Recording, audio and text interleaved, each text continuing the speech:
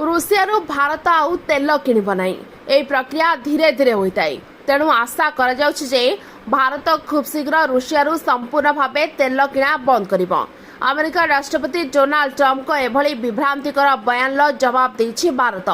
ପୁଣି ଆମେରିକା ରାଷ୍ଟ୍ରପତି ଡୋନାଲ୍ଡ ଟ୍ରମ୍ପଙ୍କର ବିଭ୍ରାନ୍ତିକର ବୟାନ। ରୁଷିଆଠାରୁ ଭାରତ ତେଲ କିଣିବା ବନ୍ଦ କରିବ ବୋଲି ଦାବି କରିଛନ୍ତି ଡୋନାଲ୍ଡ ଟ୍ରମ୍ପ। ହ୍ୱାଇଟ୍ ହାଉସ୍ରେ ଏକ କାର୍ଯ୍ୟକ୍ରମରେ ଟ୍ରମ୍ପ କହିଛନ୍ତି ମୋଦି ତାଙ୍କୁ ବ୍ୟକ୍ତିଗତ ଭାବେ ପ୍ରତିଶ୍ରୁତି ଦେଇଛନ୍ତି ଯେ ଭାରତ ଅତି ଶୀଘ୍ର ରୁଷିଆରୁ ତେଲ ଆମଦାନୀ ବନ୍ଦ କରିବ। ରୁଷିଆକୁ ଆର୍ଥିକ ଭାବେ ଏକ ଘରିକିଆ କରିବା ଦିଗରେ ଏହା ଏକ ବଡ଼ ପଦକ୍ଷେପ ବୋଲି ବର୍ଣ୍ଣନା କରିଛନ୍ତି ଟ୍ରମ୍ପ।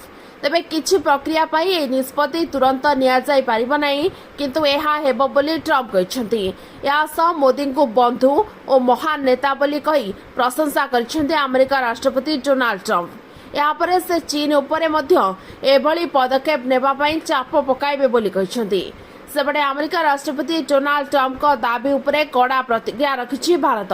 ବୈଦେଶିକ ମନ୍ତ୍ରଣାଳୟ ମୁଖପାତ୍ର କହିଛନ୍ତି ଭାରତ ତୈଳ ଓ ଗ୍ୟାସର ଏକ ପ୍ରମୁଖ ଆମଦାନୀକାରୀ ଦେଶ ଅଟେ। Bureau report OT live. ଅଧିକ ଖବର ଦେଖିବା ପାଇଁ OT ଲାଇଭ୍କୁ ସବସ୍କ୍ରାଇବ୍ କରନ୍ତୁ ଏବଂ ଏହି ଖବରଟିକୁ ଅଧିକରୁ ଅଧିକ ସେୟାର କରନ୍ତୁ।